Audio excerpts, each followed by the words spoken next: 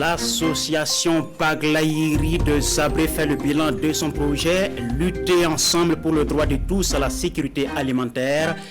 Plus de 500 femmes ont bénéficié de formations en agroécologie au terme de 4 ans de mise en œuvre du dit projet.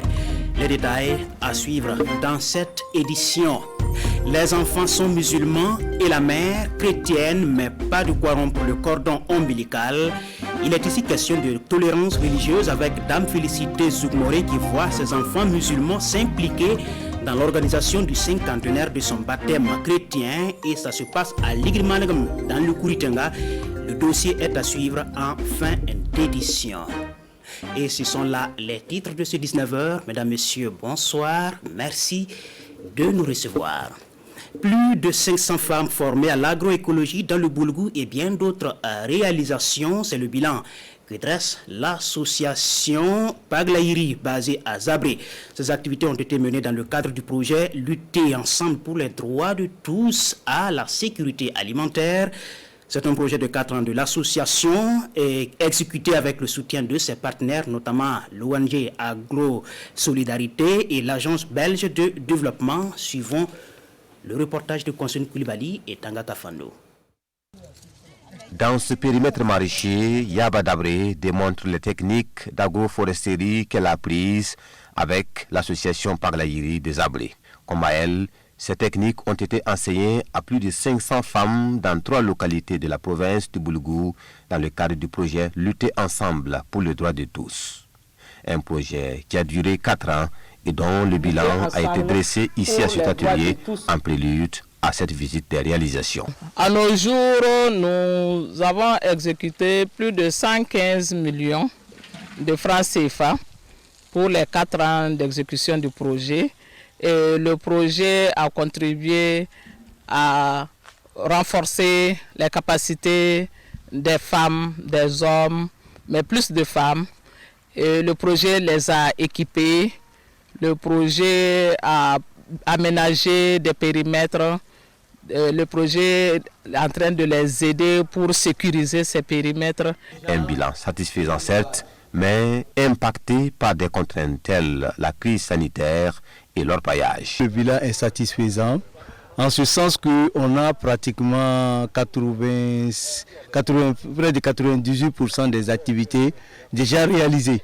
Et les activités qui restent à réaliser et qui sont en cours sont au nombre de 5. C'est 2 qui ont été pratiquement reportés pour l'année prochaine. Depuis 4 décennies, l'association Paglaïri s'investit dans plusieurs domaines d'activité en vue de l'amélioration des conditions de vie des femmes dans les provinces du Boulgou.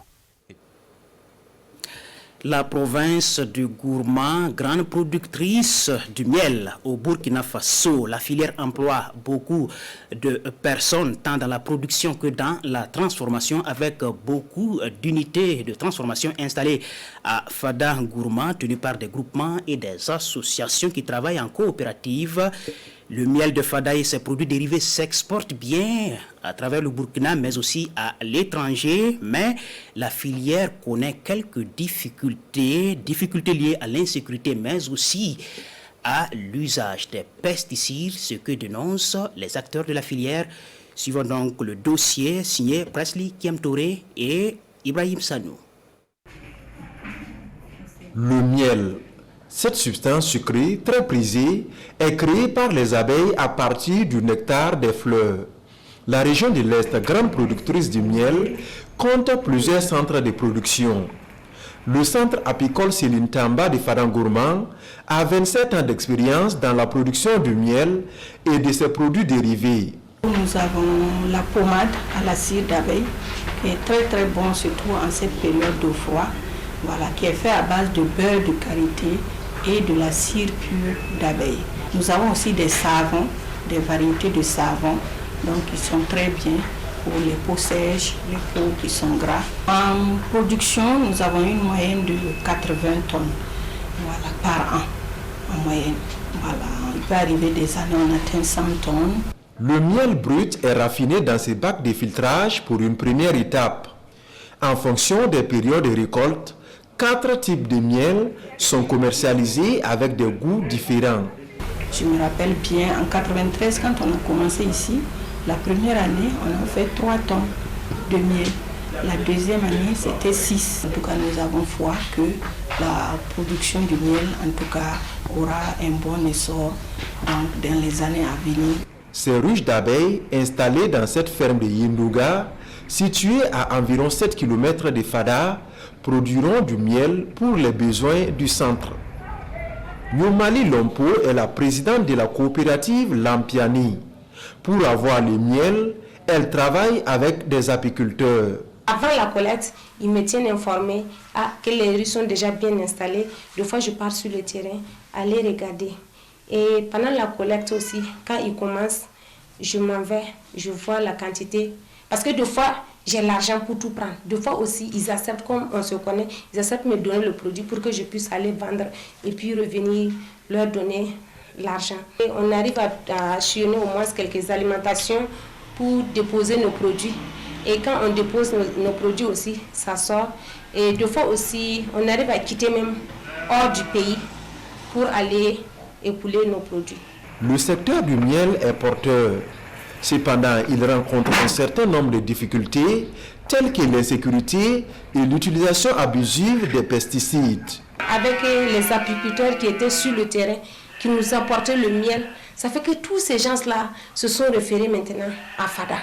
Donc pour repartir même, aller récolter le miel pour nous ramener, vraiment, ils risquent beaucoup leur vie. Nous-mêmes, nous constatons, et ce n'est pas la population d'abeilles seulement, tout ce qui est insectes.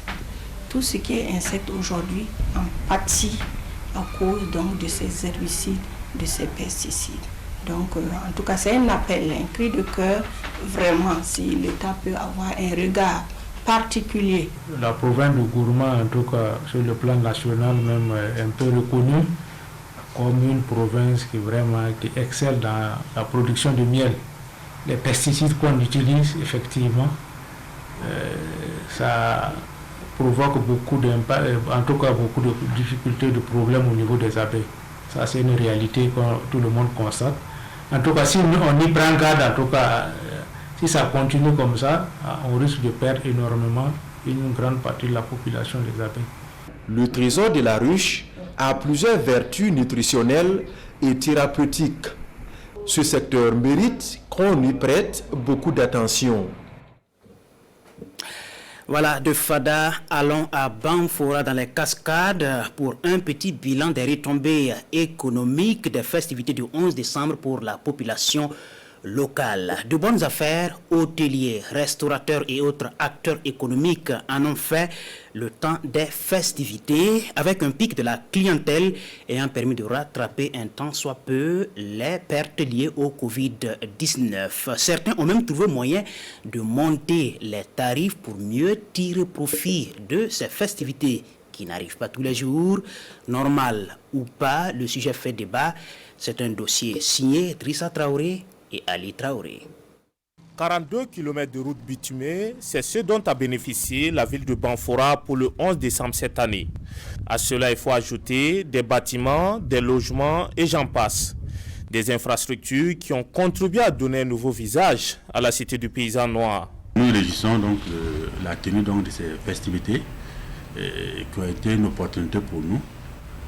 En ce sens que cela a permis à la ville de bénéficier de nombreuses infrastructures dont elle ne pouvait pas elle-même réaliser. Donc, de manière générale, nous pensons que le bilan est très positif. Un bilan positif surtout pour les restaurateurs et les hôteliers. Ces deux secteurs qui ont subi de plein fouet les conséquences du Covid-19 ont refait un peu leur état lors des festivités des 60 ans de l'accession du Burkina Faso à l'indépendance. Ça s'est bien passé, les gens venaient, on a eu beaucoup de clients en tout cas. Donc vous avez fait de bonnes affaires? Bon, pas de bonnes affaires, mais pour le moment ça va. L'hôtel, il y avait des clients et bien avant de 2 mois, j'avais les entrepreneurs, ceux qui ont fait le stade, ceux qui ont fait le gazon, ceux qui ont fait le Place de la Nation, ils étaient chez moi. En tout cas, c'était bien. Bon, le week-end du 11 décembre, franchement, il y avait de la bousculade. Ce n'est pas forcément les visiteurs, mais au niveau même de la ville, les habituels qui venaient, il y avait vraiment de l'engouement. Oui. Est-ce que vous avez fait des bénéfices? Des bénéfices, bon, comme je disais tout à l'heure, ce n'était pas à la hauteur de nos espérances, mais quand même, oui. Avant le 11 décembre, 40 poulets, 30 poulets, 45 poulets. Le 11 décembre, là, même 100 poulets par jour.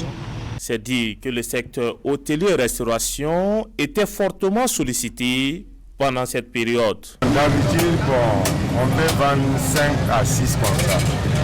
Mais avec la fête là, dans ces 2 jours, c'est 2 jours seulement. Voilà, on arrive à vendre 10 moutons comme ça. Nous avons beaucoup plus travaillé à ce que ces hôteliers, ces restaurateurs soient pris en compte dans le cadre de ces festivités-là. Et c'est ce qui s'est passé.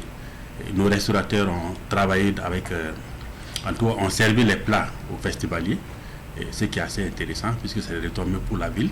Cependant, certains promoteurs profitaient de cette période pour faire de la surenchère. On a passé de 7 000 à 8 500, les ventilés et puis les climatisés de 10 000 à 15 000. Et les gens qui quittent Ouagadougou pour venir, il y a beaucoup de gens qui disent qu'ils veulent bon maison. On ne veut pas une maison sans carreaux, sans palafonier, sans matelas, quoi. Tout ça, on fait le meublé normalement, c'est normalement. Donc selon vous, c'est normal d'augmenter? C'est normalement, ça va monter. Je n'ai pas constaté cela, cela n'a pas été signalé aussi à mon niveau. Mais ce qu'il faut comprendre, c'est la loi de l'offre et de la demande. Plus la demande croît, les prix aussi croissent. Donc, c'est des choses qui sont liées.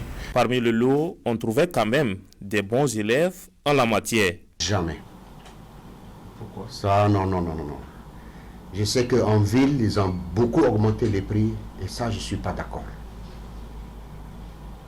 Une villa à 500 000 pour un mois, on est où? Quand même. Il n'a qu'à augmenter maintenant. Une chambre de 50 000, 100 000, moi, mes prix sont affichés. Ce sont les prix depuis 2009, non? C'est depuis 2009. Après, ils vont commencer à pleurer que ça ne marche pas. Les gens disent que non, il faut qu'on profite. Profiter comment? Une brochette à 400 francs. Voilà, c'est bien. Passé les festivités et les profits, les regards des populations sont désormais tournés vers les autres infrastructures en chantier. Et elles espèrent voir d'ici là la fin des travaux pour donner plus d'éclat à la ville de Banfora. Voilà, merci à Ali Traoré. Suite de ce journal et du théâtre dans cette édition, c'est avec l'association Tintani de la Tapoa à l'est du Burkina Faso. Cette association joue sa partition pour la promotion de la paix et la cohésion sociale et c'est à travers une semaine théâtrale organisée à Kanchari. Plusieurs activités étaient au programme de cette semaine soutenues par l'UNICEF et le projet Jeunes Ambassadeurs pour promouvoir une culture de paix et de cohésion au niveau du public jeune. Le reportage de Aruna Mari. Des comédiens sur la scène de la semaine théâtrale de la Tapoa. Praticiens de cet art vivant, ils mettent leur talent au service du raffermissement de la paix et de la cohésion sociale à Kalchari, une commune de l'Est qui connaît également le défi sécuritaire. Portée par l'association Tintani des jeunes de la Tapoa, la semaine théâtrale de la paix et de la cohésion sociale fédère chaque année par le biais de la culture les différentes couches sociales de la commune.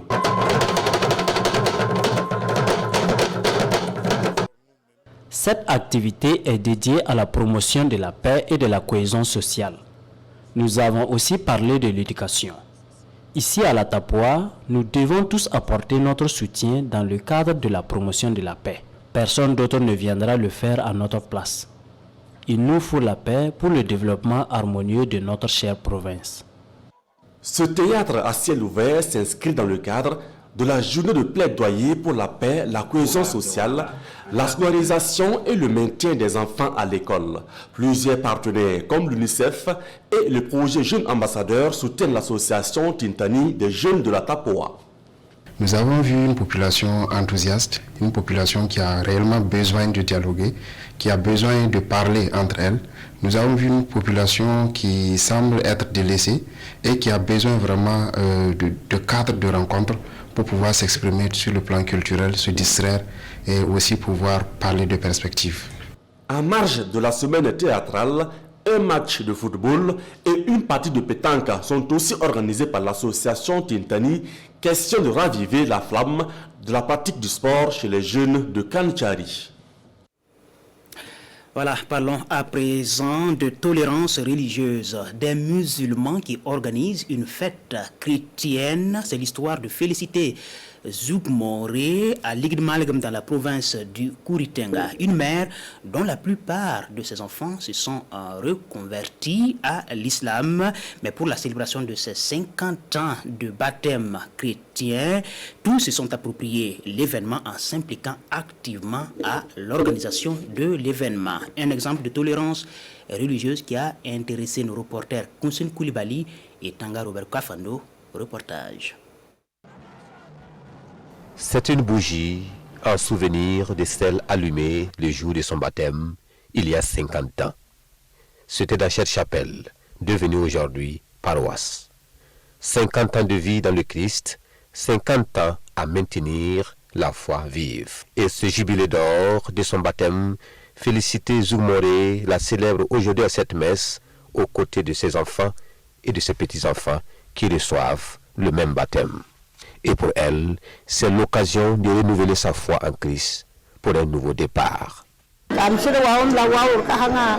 J'ai été honoré par mes enfants et je leur dis merci. Beaucoup sont devenus musulmans, mais malgré cela, ils ont tenu à organiser le jubilé d'or de mon baptême catholique. Ce que je leur dis toujours, c'est de persévérer dans la religion que chacun a choisie et de la pratiquer avec intégrité. Pour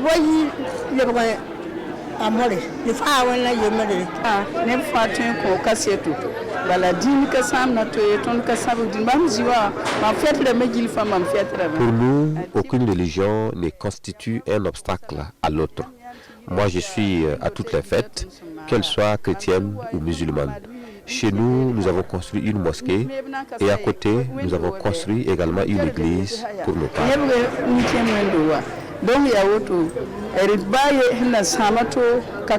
Pour les responsables de la paroisse de Ligdmalgam, ce jubilé d'or est un symbole de grande portée pour l'église catholique, mais aussi un exemple de reconnaissance sociale. Et je pense que c'est un message fort pour tout le monde. Nous sommes tous invités à penser aux vieilles personnes qui sont avec nous, à les entourer pendant qu'ils sont vivants, pas attendre leur mort pour venir avec fracas et avec grandiose beaucoup de choses. Il faut penser à eux pendant qu'ils vivent. Après la messe, la cérémonie s'est poursuivie à domicile où les enfants, à l'unisson, ont dit merci à leur maman pour tous les soins dont ils ont bénéficié et continuent encore de bénéficier. Voilà, et c'est la fin de cette édition. Merci de l'avoir suivi. Le 20h tout à l'heure, c'est avec Ruth Bini Ouattara. Très bonne soirée sur la RTB et à demain.